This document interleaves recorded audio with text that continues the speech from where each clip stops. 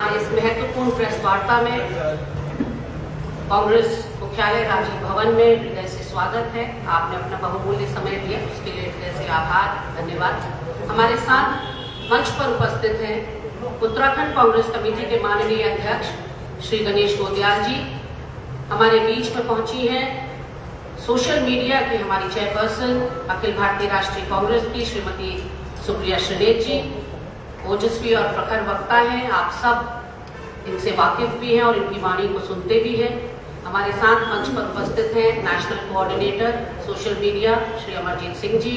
हमारे उत्तराखंड कांग्रेस कमेटी के social media को हेड कर रहे हैं श्री अभिनव थापर जी। प्रदेश प्रवक्ता श्री शिषपाल सिंह बिष्ट जी। मैं अब निवेदन करूंगी माननीय अध्यक्ष श्री गणेश गोदयाल जी से कि वो अपना वक्तव्य आपके सामने रखें। साथियों नमस्कार। उत्तराखंड प्रदेश कांग्रेस कमेटी आज के इस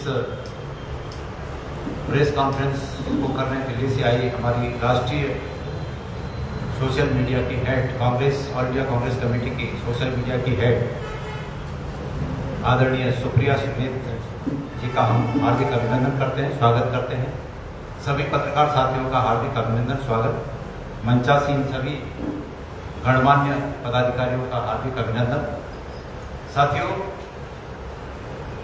आज का मुख्य वक्तव्य तो आदरणीय हमारी सोशल मीडिया की हेड सुप्रिया जी आप सबको संबोधित करके देंगी, लेकिन निश्चित रूप में मैंने कल परसों जैसे आप लोगों से मुखातिब होकर कहा कि हमें इस बात से बहुत आश्चर्य है और हम सब दुखी भी हैं कि आज़ाद भारत में पहली बार ऐसा देखने को मिला कि भारत के प्रधानमंत्री देश के नाम संबोधन जैसे महत्वपूर्ण मुद्दे पर देश को बरगलाने का काम कर रहे हैं। ये स्पष्ट है कि महिला आरक्षण 2023 में पास हो चुका, आज वो कानून का रूप है, कानून है। और अब जो भारतीय जनता पार्टी द्वारा और प्रधानमंत्री जी के द्वारा जो झूठ फैलाया जा रहा है, हम इस झूठ की घोर निंदा करते हैं और हम मांग करते हैं कि वर्तमान स्थिति में अगर जनगणना में डिले हो तो मैं तो ये मानता हूँ कि उत्तराखंड के परिप्रेक्ष्य में जो 70 विधानसभा की सीटें हैं, उन 70 विधानसभा की सीटों पर ही 33% आरक्षण लागू करके और महिला आरक्षण लागू कर दिया जाए। मैंने कल परसों आप लोगों से ये भी कहा कि उसमें अगर जिस सीट से मैं चुनाव लड़ता हूँ परंपरागत रूप से, अगर वो भी सीट डिक्लेयर होती है और मुझे नहीं भी लड़ना पड़े तो हम उसके लिए तैयार हैं। जबकि ऐसी स्थिति में कि जबकि मेरे घर से कोई महिला इस क्षेत्र में नहीं है, राजनीतिक क्षेत्र में नहीं, और मैं ये मानता हूँ कि जबरदस्ती एक सीट पर अपना दावा बनाए रखने के लिए अपने घर के किसी को तैयार करना ये भी उचित नहीं। तो हम तो स्पष्ट रूप से मानते हैं कि महिला आरक्षण लागू होना चाहिए। मैं अपने बातों को सीमित करते हुए, क्योंकि आज की प्रेस कॉन्फ्रेंस और जो भी बातें हैं दिल्ली से हमारी आदरणीय सोशल मीडिया की हेड श्रीनेत जी आई हैं, तो विस्तृत ब्यौरा जहाँ पर हम सब के सामने रखेंगे। मैं उन्हें आमंत्रित करता हूँ कि कृपया हम सबको संबोधित करें। बहुत बहुत धन्यवाद। मंच पर बैठे हुए उत्तराखंड कांग्रेस कमेटी के यशस्वी अध्यक्ष श्री गणेश गोदयाल जी और मेरे सारे वरिष्ठ साथियों को मेरा नमस्कार। मीडिया के साथियों को मेरा सादर प्रणाम। बहुत सारी बातें कही जा रही है महिला आरक्षण पर। भाजपा ये भूल गई है कि वो सत्ता में है, वो विपक्ष की तरह सड़कों पे उतर के भगवान जाने किसका विरोध कर रहे हैं। मैं आपको पहले बस एक छोटी सी तस्वीर दिखाना चाहती हूँ और इससे दूध का दूध और पानी का पानी हो जाएगा कि ये सारा मुद्दा है क्या। ये तस्वीर मेरे सामने है, ये देख लीजिए। मोदी जी के पास एक बड़ी सी टोकरी में 543 आम है, 543 आम है। महिलाएं जब उनसे आम मांगने के लिए आई तो उन्होंने कहा नहीं नहीं नहीं, मैं तुम्हें इस टोकरी से आम नहीं दे सकता हूं। जब नई टोकरी में आम आएंगे, जब आम उगेंगे, जब आम भरेंगे उस टोकरी में, जब ये सारे आम मिलकर 850 होंगे, तब मैं तुम्हें कुछ आम दूंगा। ये कहानी है महिला आरक्षण की। भरी टोकरी में 543 आम है, उसमें से आम ना देने का काम नरेंद्र मोदी कर रहे हैं। और मैं आंकड़ों और तथ्यों के सामने आपके समक्ष कुछ तथ्य रख दूंगी, आप खुद डिसाइड करिए महिला आरक्षण कौन रोक रहा है। महिला आरक्षण में सबसे बड़ा रोड़ा बनने का, सबसे बड़ा अवरोध बनने का काम खुद इस देश के प्रधानमंत्री नरेंद्र मोदी जी कर रहे हैं। समूचे विपक्ष ने आपसे एक स्वर में कहा है 543 सीट में 1/3 आरक्षण दीजिए, 181 सीट रिजर्व करिए। समूचा विपक्ष आज आपके साथ तैयार है, कल विधेयक लेकर आइए लोकसभा में। आपको इससे क्या आपत्ति है? क्या आपको ये डर है कि आप पुरुषों की सीटें कम करके महिलाओं को दे दीजिएगा? आप बात को गोल गोल गोल गोल गोल गोल घुमा रहे हैं। लेकिन आपके पास 543 सीटें हैं, उन्हीं में से आरक्षण देना है। क्यों नहीं 181 दिए दे रहे? क्योंकि असलियत यह है कि नरेंद्र मोदी जी की मंशा कभी महिलाओं को आरक्षण देने की थी ही नहीं।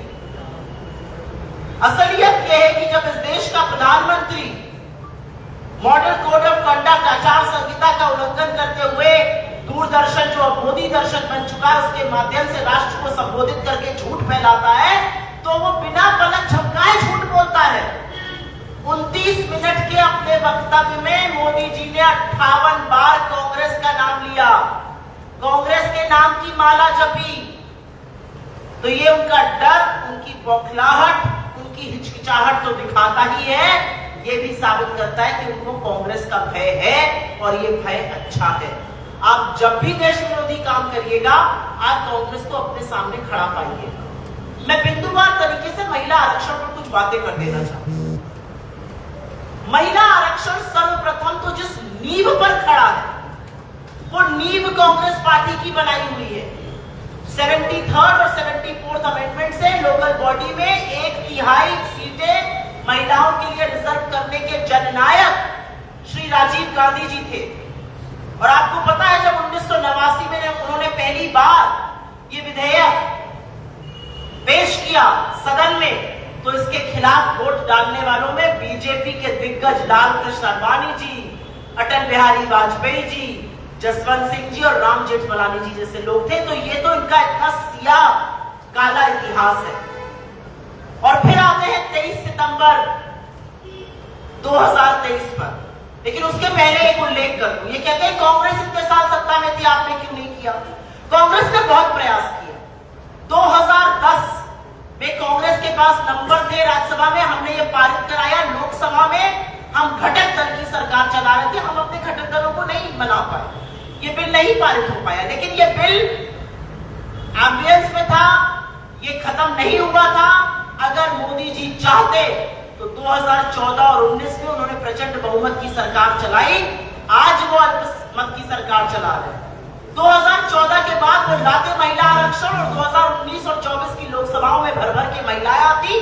देश के सारे राज्यों में 1/3 महिलाएं सदन में बैठकर नीति निर्माण करती। लेकिन उन्होंने ऐसा नहीं किया, न 14 के बाद लाए न 19 के बाद लाए। 21 सितंबर 2023 को जब ये बिल वो लेकर आए तो ये सर्वसम्मति से पारित हुआ। और मुझे इस बात का फक्र है, मेरी पार्टी ने इसका सपोर्ट करते वक्त भी 2 बातें कही थी कि मोदी जी इसमें किंतु परंतु अपितु शर्तें मत लगाइए। पहले जनगणना होगी, फिर परिसीमन होगा, फिर महिला आरक्षण होगा। ये इतनी सारी कंडीशंस मत लगाइए, तुरंत दे दीजिए। 2024 में आपको इसका नतीजा देखने को मिलेगा, महिलाओं की तूती बोले। लेकिन उन्होंने हमारी बात नहीं मानी। हमने कहा ओबीसी महिलाओं को आरक्षण दीजिए, बात नहीं मानी। और यकाएक 30 महीने बाद नरेंद्र मोदी जी महिलाओं के खैरख्वाह बन जाते हैं, महिलाओं से अपनी प्रतिबद्धता दिखाने लगते हैं और ये बिल वापस लेकर आते हैं और कहते हैं कि मैं ये कंडीशन हटाऊंगा, लेकिन मैं परिसीमन करूंगा। असलियत यह है कि नरेंद्र मोदी जी परिसीमन करना चाहते थे, महिला आरक्षण मुद्दा कभी था ही नहीं। और अगर मुद्दा होता तो 30 महीने पहले जो कानून बना था उसकी अधिसूचना 16 अप्रैल 2026 रात को 9:55 पर आपने की। 334वें संशोधन करने के लिए बिल पेश हो चुका, उस बिल पर बहस शुरू हो गई और उसकी अधिसूचना बहस शुरू होने के बाद हो रही है। ये इनकी सीरियसनेस है महिला आरक्षण को लेकर। आप महिला आरक्षण के पीछे छिपकर शकुनी की चाल चल रहे थे, आप साजिश रच रहे थे, आप अलोकतांत्रिक तरीके से परिसीमन करना चाहते थे, आप जातिगत जनगणना से बचना चाहते थे। महिला आरक्षण तो मुद्दा था ही नहीं, क्योंकि आप महिलाओं के प्रति आपकी क्या सोच है वो सारे देश को पता है। चाहे वो हाथरस की गुड़िया हो जिसको केरोसिन से जला दिया गया, आप चुप रहे। चाहे वो लखीमपुर में महिला का चीरहरण हुआ हो, आपके लोगों ने किया हो, आप चुप रहे। उन्नाव में आपके विधायक महिला के सामूहिक बलात्कार के और उसकी परिवार की हत्या के दोषी पाए गए, आप चुप रहे। IIT BHU में आपकी IPSL के लड़कों ने दुष्कर्म किया, सामूहिक बलात्कार किया बेटी का, आप चुप रहे। हमारी सबसे डेकोरेटेड एथलीट्स को सड़कों पर घसीटा गया, बूटों तले रौंदा गया, आप शोषण करने वाले अपने सांसद के साथ खड़े रहे। मणिपुर 3 साल से चल रहा है, आप चुप रहे। और यहां उत्तराखंड में उत्तराखंड की बेटी अंकिता भंडारी का शोषण होता है, उसकी निर्मम हत्या होती है, सारा का सारा उत्तराखंड सड़कों पे उतर जाता है। आरोपी आपके दल का नेता और उसका बेटा, आप चुप रहे। आपसे क्या महिला अस्मिता की हम उम्मीद कर सकते हैं? आपने एक बात सही कही थी अपने भाषण में, महिलाएं अपना अपमान नहीं भूलती। इस देश की एक भी महिला इन सारे वाक्यों को नहीं भूली है। वो नहीं भूली है कि इस देश का प्रधानमंत्री एक मंच पे जब खड़ा होता है तो कांग्रेस की सबसे शीर्ष नेतृत्व की महिला को, जो गरिमा और प्रतिष्ठा की पहचान है, जिन्होंने अपना सुहाग इस देश पर कुर्बान कर दिया, जो वैधव्य की पीड़ा ज्यादा सालों से झेल रही है जितने सालों से वो सुहागन नहीं रही थी इस देश में, उस सोनिया गांधी जी को आप कांग्रेस की विधवा बुलाते हैं? आप एक ब्याहता को 50 करोड़ की गर्लफ्रेंड बुलाते हैं? आप शायद दाम्पत्य के सूत्र की पवित्रता को नहीं समझ सकते, लेकिन ये देश की महिलाएं समझती हैं। आप एक सांसद को शूर्पणखा बुलाते हैं? आप बंगाल जाकर एक मुख्यमंत्री को जो सड़क के लफंगे ना कहे वैसे दीदी ओ दीदी करके बुलाते हैं। आप कहते हैं महिलाओं की फोटो अचार के डब्बे पे लगा दो, अचार ज्यादा बिकने लगता है। आपको सब लगता है महिलाएं ये सब भूल चुकी हैं। महिलाएं इसमें से एक भी बात नहीं भूली है, और महिलाएं अपने तिरस्कार का, अपने अपमान का बदला जरूर लेंगी। आपने बिल्कुल ठीक कहा, वो अपमान नहीं भूलती। वो नहीं भूली कि उनके आरक्षण में सबसे बड़ा रोड़ा आप हैं। आप चाहिए तो आज अपनी 543 आमों की इस टोकरी में से 181 आम महिलाओं को दे सकते हैं, लेकिन आप नहीं देंगे क्योंकि आप महिला आरक्षण के विरोधी हैं। आपकी हिम्मत कैसे होती है ये कहने की? और आप बात करते करते बहुत बड़ी बड़ी बातें कर रहे थे, तो पूछा जाएगा आपसे आपने क्या आम राय बनाई? आपने एकाएक क्यों सदन की कार्रवाई बुलाई? आपको 3 चिट्ठियां लिखी गई। राहुल गांधी जी ने आपको पहली चिट्ठी 2018 में लिखी और उसके बाद 3 चिट्ठियां लिखी गई कि सदन की कार्रवाई 29 अप्रैल के बाद कीजिए, जब दोनों राज्यों का चुनाव खत्म हो जाए। आप नहीं माने, आपने फिर भी कार्रवाई करी, क्योंकि कहीं ना कहीं आप ये मैसेज भेजना चाहते थे कि मैं महिला के सम्मान में खड़ा हूं। ऐसा क्यों पड़ा? ऐसी मजबूरी क्यों हुई? क्या इसका कारण ये तो नहीं है कि आपके खिलाफ बड़े भद्दे और बड़े काले लांछन लग रहे हैं? और हम नहीं लगा रहे हैं, वो लांछन आपके लोग लगा रहे हैं। जिन लोगों ने आपका समर्थन किया, जिन लोगों ने आपकी कहानियां लिखी, जिन्होंने आपको महामानव बनाया, आज वो आपसे पलटकर आपके ऊपर चारित्रिक खनन के सवाल लगा रहे हैं। क्या इसी मजबूरी के चलते तो आपने यकाएक बिना कुछ सोचे ये सेशन नहीं बुलाया? और अब आप ढोंग कर रहे हैं, आप सड़कों पे उतर के कह रहे हैं हम घर घर जाएंगे और लोगों को बताएंगे। मैं चाहती हूं आप घर घर जाइए, मैं चाहती हूं कि आप हर उस घर जाइए जहां पर महिला आपको बताए कि आपकी फेल्ड विदेश नीति की वजह से आज मुझे सिलेंडर नहीं मिल रहा है। महिला आपको बताए कि आपने महंगाई इतनी चरम सीमा पर ले गए हैं कि मेरी कमर तोड़ दी है।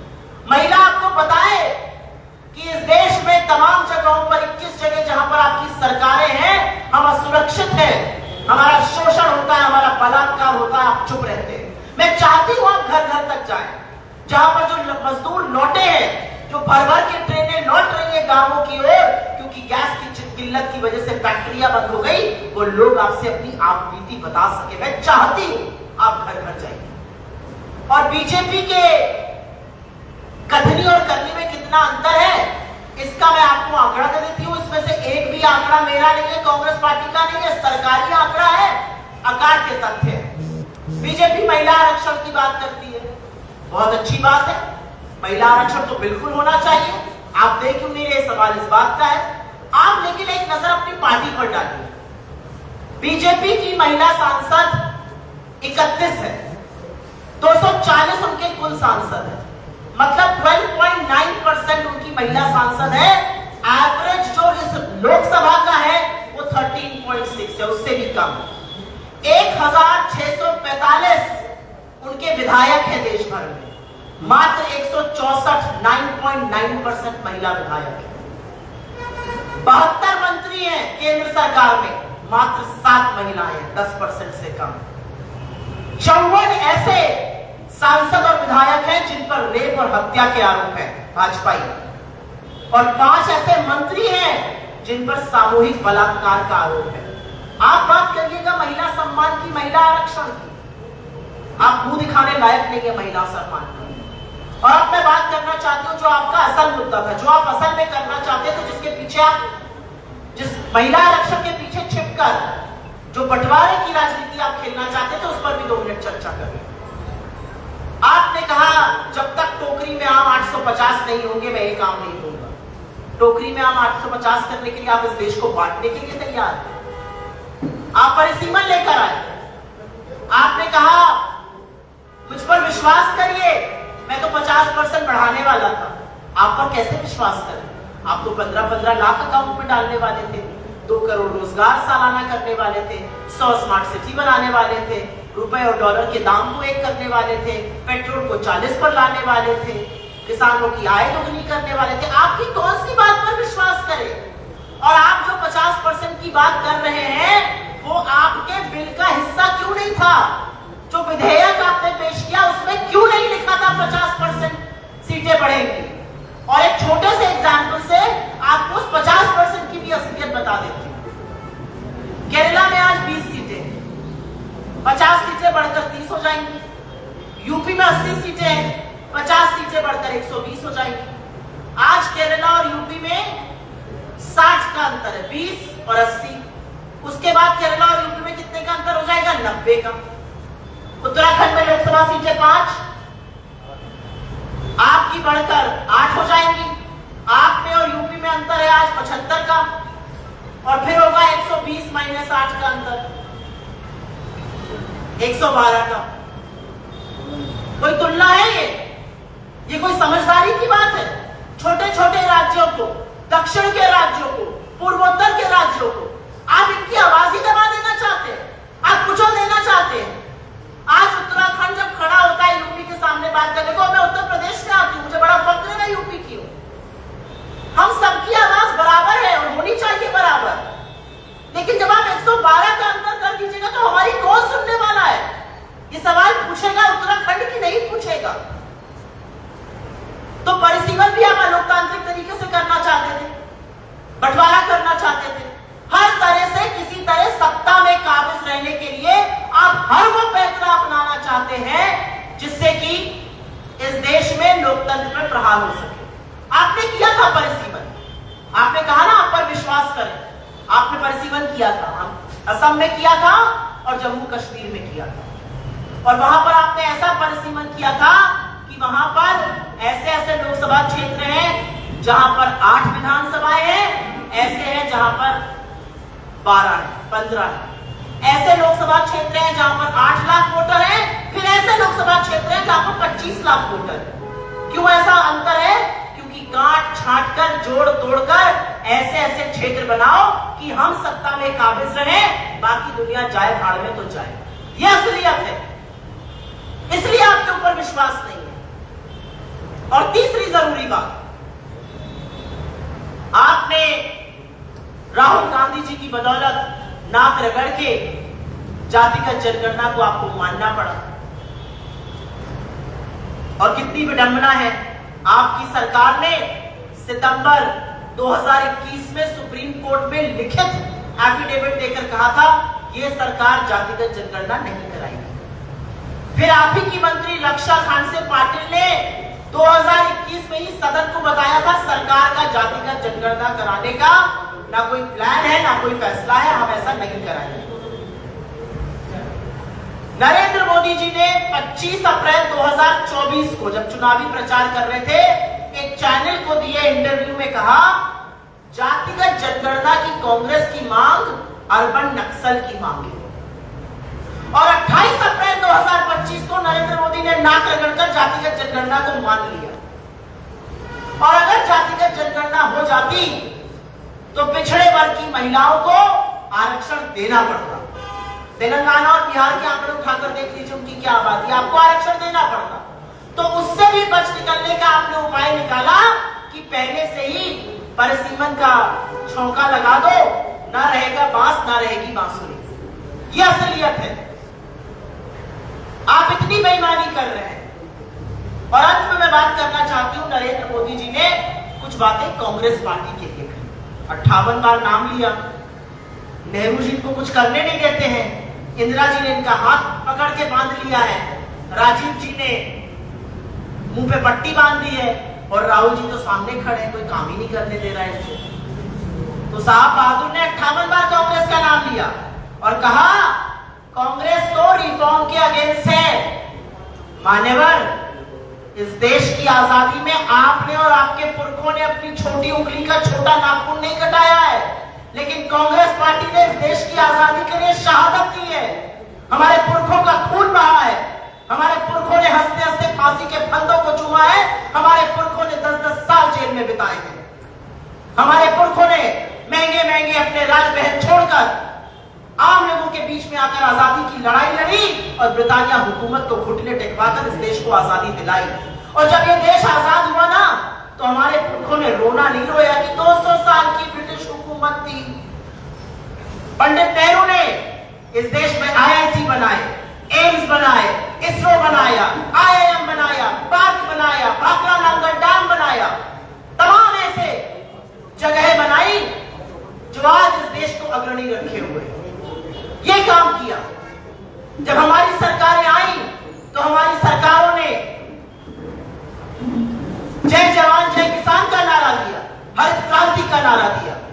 हमारी सरकार ने पाकिस्तान के 2 टुकड़े कर कर विश्व का भूगोल बदल दिया, गरीबी हटाओ का नारा दिया, बैंकों का राष्ट्रीयकरण किया। हमारे प्रधानमंत्रियों ने IT और टेलीकॉम की रेवोल्यूशन में भारत आगे बढ़े उसकी नींव रखी, उदारीकरण की नीति अपनाई, इस देश को मनरेगा, खाद्य सुरक्षा, right to education, right to information, right to health जैसे कानून दिए। यह काम किया हमारे लोगों ने। आपने क्या किया?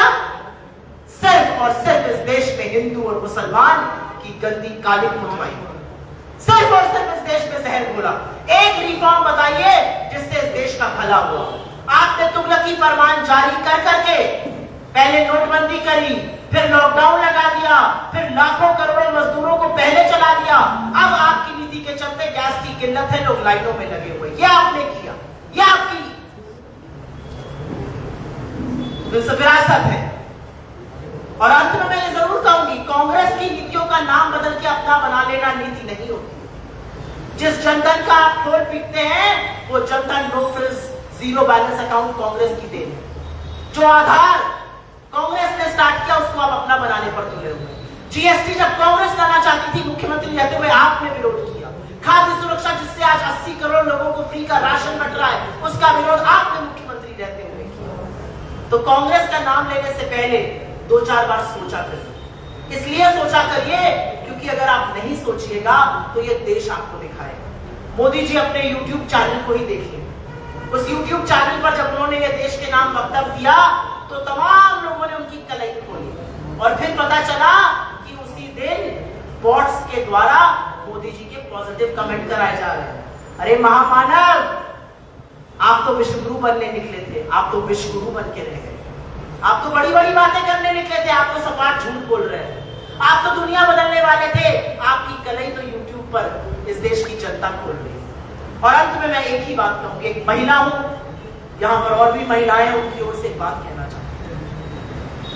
अपने वक्तव्य में इस देश के प्रधानमंत्री ने एक शब्द का प्रयोग किया, बार बार प्रयोग किया, उन्होंने भ्रूण हत्या का प्रयोग किया, इन्फेंटिसाइड, फीमेल फीटिसाइड, भ्रूण हत्या। इस देश में आज भी ये दुर्भाग्य है कि कई जगहों पर अजन्मी बच्चियों को मार दिया जाता है क्योंकि वो लड़कियां हैं, और ऐसे में इस देश का प्रधानमंत्री भ्रूण हत्या जैसे शब्द का इस्तेमाल राजनीतिक हमला करने के लिए करे, इससे ज्यादा छिछला, भद्दा और गंदा काम और क्या हो। और इसीलिए हमारी इस मंच से मांग है, आपने एक बात सही कही, मैं महिलाओं का क्षमा प्रार्थी हूं। आप हाथरस की गुड़िया के क्षमा प्रार्थी हैं, उन्नाव की पीड़िता के क्षमा प्रार्थी हैं, लखीमपुर की क्षमा के बेटी के क्षमा प्रार्थी हैं, अंकिता भंडारी के क्षमा प्रार्थी हैं, आप प्रज्वल रविन्ना ने जिन मास रेप किया उनके क्षमा प्रार्थी हैं, आप हमारी एथलीट बेटियों की क्षमा प्रार्थी हैं, IIT PHU की पीड़िता के क्षमा प्रार्थी हैं, नाक रगड़ के माफी मांगी है इस देश की महिलाओं से। आप इस आधी आबादी के क्षमा प्रार्थी हैं जिनके आरक्षण में आप खुद सबसे बड़े रोड़ा बन के खड़े हैं। आप चाहिए तो आज 543 सीटों पर 181 सीटें हम सब मिलकर रिजर्व कर सकते हैं, महिलाओं को उनका हक दे सकते हैं। और ये कोई महिलाओं के ऊपर आप एहसान नहीं करेंगे, देश की आधी आबादी है, रिप्रेजेंटेशन तो आधा होना चाहिए, हम तो 1/3 में भी संतोष कर लेंगे। करिए मोदी जी, ये सारा विपक्ष आपके साथ खड़ा है, घड़ियाली आंसू बहाने का वक्त निकल चुका। आपको लगा ये 2012 का भारत है, आप आइएगा, राष्ट्र को संबोधित करिएगा, झूठ बोलिएगा और लोग हाँ जी करके मान लेंगे। ये 2026 का भारत है, ये आपके सारे झूठों को पकड़ेगा, आपको बेनकाब करेगा, आपकी महिला विरोधी जो RSS की संगीत सोच है उसका पर्दाफाश करेगा, और वही मेरा देश कर रहा है। बहुत बहुत धन्यवाद, आपके सवालों का स्वागत। मैडम, प्राइम मिनिस्टर से लेकर Bhajpa, right from the prime minister, BJP काफी हमलावर है इस मुद्दे पे, वो सड़क पे हैं, वो गांव उस पे जा रहे हैं। आप लोगों का क्या इसमें प्लान है, क्या कोई कैंपेन इस तरह मैं दिल्ली से उत्तराखंड चल के आप लोगों के साथ चाय समोसा खाने तो आई थी, इस मुद्दे पर चर्चा करने आई, जिससे कि ये मुद्दा जन जागरण बने, आपके माध्यम से लोगों तक पहुंचे। मैं दो चीजें कहना चाहता हूँ। जब आप चोर को पकड़ते हैं ना और उसका कॉलर पकड़ते हैं तो वो सबसे जोर से चिल्लाता है और कहता है मैंने चोरी नहीं की, मैंने चोरी नहीं की। यही नरेंद्र मोदी कर रहे हैं। चोरी पकड़ ली गई है, चीख चीख कर ये साबित करने पर तुले मैंने चोरी नहीं करी, लेकिन देश ने आपको डाका डालते हुए देख लिया, देश ने आपका महिला विरोधी चेहरा देख लिया, देश ने आपका असली चेहरा देख लिया कि आप 543 सीटों में 181 देने को तैयार नहीं है, जबकि समूचा विपक्ष आपके साथ खड़ा है। आपको लगता है ये फ्रॉड करके, जन आक्रोश रैलियां निकालकर इनके सांसद खुद पुलिस का हाथ पकड़कर अपनी गिरफ्तारी देंगे, और देश इतना मूर्ख है कि इस बात को मान जाएगा। देश सब समझ रहा है, आपके स्वांग को भी समझ रहा है, आपकी धूर्तता को भी समझ रहा है, आपकी कुटिलता को भी समझ रहा है, और उसका जवाब दे रहा है। और जवाब बहुत महंगा मिला है मोदी जी। अपने करियर में पहली बार उनका कोई बिल गिर गया। 1990 के बाद पहली बार एक कानून जो सरकार लाई पारित कराने के लिए, वो औंधे मुंह गिर गया। नरेंद्र मोदी जी से बड़े परेशान है, बौखलाए हुए हैं। महामानव की छवि तो पहले ही बेचारे ट्रंप ने उतार कर रख दी। विश्व गुरु बनते थे, पूछे ही नहीं जा रहे वहां पर। पाकिस्तान आगे बढ़ बढ़कर काम कर रहा है, हमारा कोई 75 ही नहीं है। और ये साहब जो हैं, ये विश्व गुरु बनने की बातें करते थे, अब देश इनकी कलई खोल रहा है।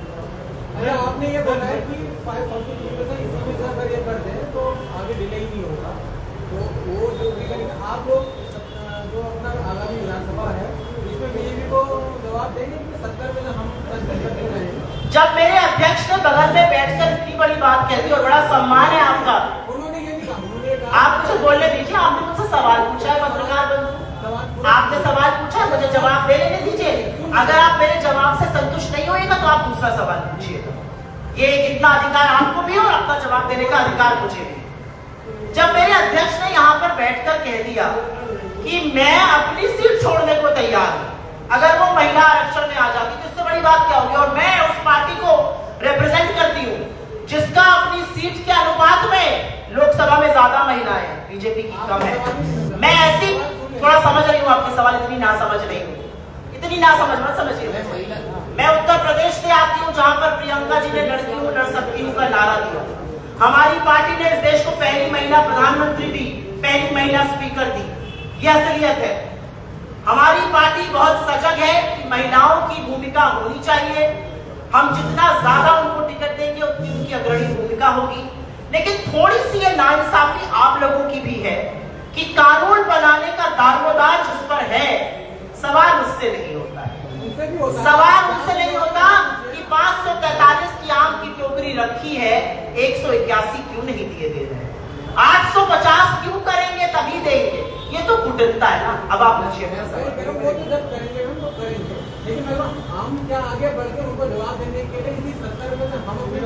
एक्चुअली हमने ये जवाब दिया भी है। हमारी लोकसभा में उनके अनुपात सांसदों से हमारी महिला सांसदों का अनुपात ज्यादा है, तो हम ज्यादा महिलाओं को टिकट देकर चुन कर लाए। मैम उत्तराखंड विधानसभा ऐसा है कि कल भी हमने प्रेस के साथियों से वार्ता की और आज भी हम कर रहे हैं, बहुत स्पष्ट रूप से कह रहे हैं कि वर्तमान विधानसभा की स्थिति में सरकार अगर महिला आरक्षण लागू करती है तो हम इसका स्वागत करते हैं। मैंने कल एक बात और कही कि उत्तर प्रदेश में कांग्रेस को कोसने के लिए विधानसभा का सत्र बुलाया जा रहा है, जिसका अनुकरण उत्तराखंड में भी नामी जी करने वाले हैं। तो हमने उससे पहले ही ये राय दी कि कांग्रेस को कोसने के बजाय ये प्रस्ताव लाए कि सर्वसम्मति से उत्तराखंड विधानसभा एक प्रस्ताव पारित करती है कि 70 वर्तमान विधानसभा क्षेत्रों पर 33% आरक्षण आने वाले चुनाव से लागू कर दिया जाए। बहुत स्पष्ट बात है, इसको आगे कुछ बात ही नहीं है, इसको बचता ही नहीं। मैं इस मंच के माध्यम से उत्तराखंड की सरकार से एक दरख्वास्त करना चाहती हूँ। आप कांग्रेस को कोसने के लिए अगर अधिवेशन बुलाते हैं ना, उसके 15 मिनट अंकिता भंडारी की भी बात करिए। सारा प्रदेश सड़कों पर है, न्याय मांग रहा है। पहाड़ों की बेटी के साथ इतना अन्याय हुआ, 15 मिनट उस बहस को भी दे दीजिएगा। मैम, किस तरीके से बीजेपी आपको घेरने के लिए पैदल यात्रा और आक्रोश रैली निकाले, कांग्रेस भी किस तरीके के कार्यक्रम करेगी? जी हाँ, हम सारे प्रदेशों में कार्यक्रम ऑर्गेनाइज कर रहे हैं। हर राज्यसभा, हर राज्य की राजधानी में ऑर्गेनाइज कर रहे हैं। विधानसभा में भी इस कार्यक्रम को किया जाएगा। लेकिन आप एक बात समझ लीजिए, हम भी कार्यक्रम करेंगे, वो भी कार्यक्रम करेंगे। देश की जनता को मूर्ख समझने की जरूरत किसी को नहीं करनी चाहिए। देश की जनता बहुत सजग है, देश की जनता बहुत सुबुद्धि वाली है। देश की जनता को पता है किसने महिलाओं के साथ धोखा किया है, कौन बिल लाकर महिलाओं को कानून दे सकता था, कौन नहीं दे सकता था। सत्ता आपकी 2014 के बाद प्रचंड बहुमत की सरकार चला रहे थे। एक अकेला सब पर भारी। अब उस एक अकेले का मुंह ही नहीं खुल रहा है, आंखें बंद हो गई। एक अकेला सब पर भारी महिलाओं के लिए आरक्षण क्यों नहीं लाया 14 से 19 के बीच में? 19 से 24 के बीच में जब आप लाए तो शर्तों के साथ लाए। क्यों ऐसा किया आपने? क्या देश की महिलाएं ये सब नहीं समझती? क्या महिलाओं को जनाक्रोश रैली देखकर ही समझ में आ रहा है? ऐसा नहीं, बहुत सजग है ये देश।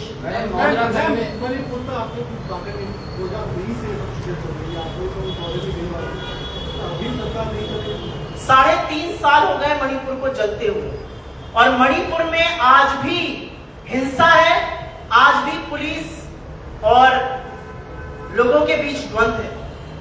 मणिपुर में पहले तो मुख्यमंत्री को बदला नहीं गया, फिर राष्ट्रपति शासन बड़ी मुश्किल से लागू किया गया, फिर नई सरकार लाई गई। आज भी हिंसा है, आज भी मणिपुर भड़का हुआ है। सड़कों पे 2 बच्चों की बम ब्लास्ट में निर्मम हत्या कर दी गई।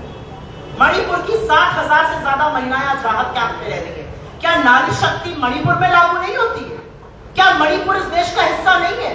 मणिपुर इस देश का उतना ही हिस्सा है जितना उत्तर प्रदेश या बिहार या राजस्थान या उत्तराखंड या मध्य प्रदेश या कोई और हिस्सा। मणिपुर को आपने उसके हाल पर छोड़ दिया जलने के लिए। 3.5 साल में 3.5 घंटे के लिए प्रधानमंत्री मणिपुर नहीं गए। दुनिया भर का दौरा करते हैं, मणिपुर 1 घंटे के लिए एक पुरस्कार वितरण समारोह में गए। जब नेता प्रतिपक्ष मणिपुर जाकर लोगों के आंसू पोंछ सकते हैं, जब वो लोगों को सांत्वना दे सकते हैं, तो आप मणिपुर क्यों नहीं जा सकते?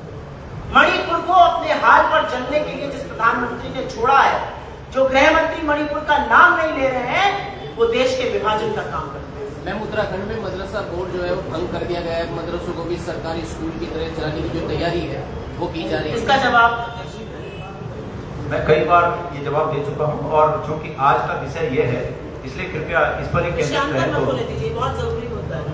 कांग्रेस 29 जगहों पर आज भारतवर्ष में 29 जगहों में कांग्रेस की महिला नेत्रियां जाकर ऐसी प्रेस वार्ता को संबोधित कर रही हैं।